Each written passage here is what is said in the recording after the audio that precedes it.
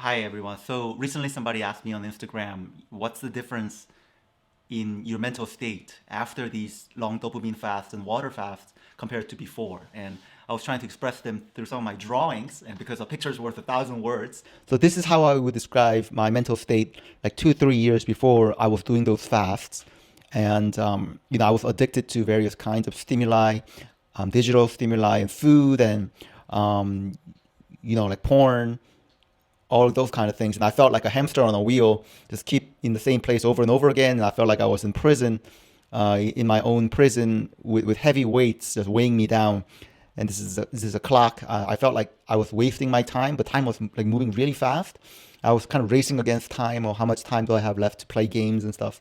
And that's a Coke, that's a soda, and those are sugar cubes right there. I had a sugar addiction, weird relationship with food, and I was getting fat. Describe myself going crazy, but also becoming kind of effeminate and like losing my muscle and becoming fat. And obviously computer and video games. I've always been addicted to ever since I was a kid.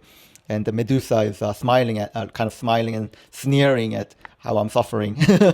That's kind of an expression of how I feel now after dopamine fasting and all these series of 30-day, 40-day fast, water fasting. And this is just kind of a picture of me meditating in the morning. And all the colors represent kind of my different kinds of thoughts and emotions that are getting cleansed, and clean thoughts, loving thoughts, and even the negative thoughts kind of shooting down like shooting stars and disappearing and processing. So I was kind of trying to express that there.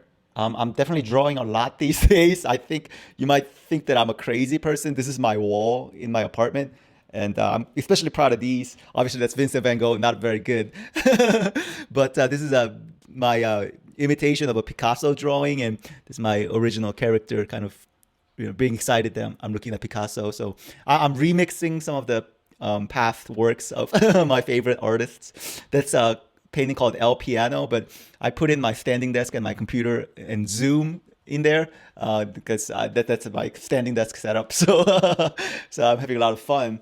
And one valuable thing that I realized is because of these dopamine fast, extended fasting for 30, 40 days, it's that it revives our enthusiasm. It revived my enthusiasm for drawing.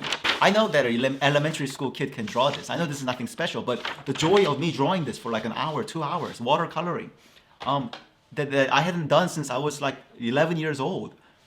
It's amazing. I have newfound appreciation for this. I never considered myself an artsy person. I always got like a D- in arts class. But now it gives me so much joy.